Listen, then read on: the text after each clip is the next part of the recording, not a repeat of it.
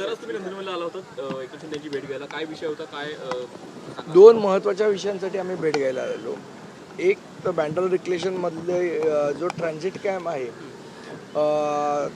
त्या तिथली जी जमीन आहे ती म्हाडाने स्वतः डेव्हलपमेंट करावी अशी तिथल्या स्थानिक रहिवाशांची मागणी आहे.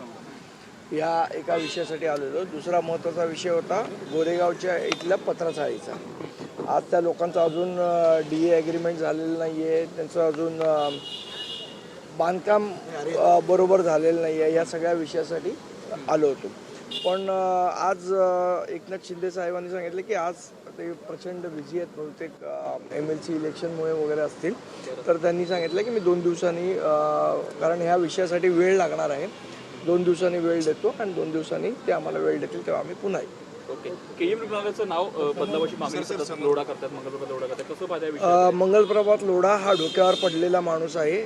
म्हणजे ज्या पद्धतीचं नाव सुचवलंय त्याचा काही अर्थार्थी संबंध नाही आहे. काहीतरी कौशल्य एकलव्य वगैरे, कौशल्य आणि एकलव्य काय संबंध आहे?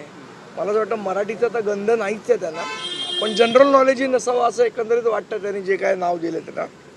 याच्या आधी आमचे कामगार सेनेचे अध्यक्ष मनोज चव्हाण यांनी प्रस्ताव दिलेला आम्ही की जर नाव बदलायचंच झालं तर भारताच्या पहिल्या महिला डॉक्टर आनंदीबाई जोशी यांच्या नावावर KM रुग्णालयाचं नाव ठेवावं. पण ते KEM हे कॉमन ठेवायचं म्हणून काहीतरी कौशल्य एकलव्य वगैरे असं जुळवाजुळव केलेली आहे. बाकी ते नाव सजेस्ट करण्यामध्ये मंगलप्रभातांकडे डोक्याचा भाग आहे असं प्रथमदर्शनी तरी वाटत नाही.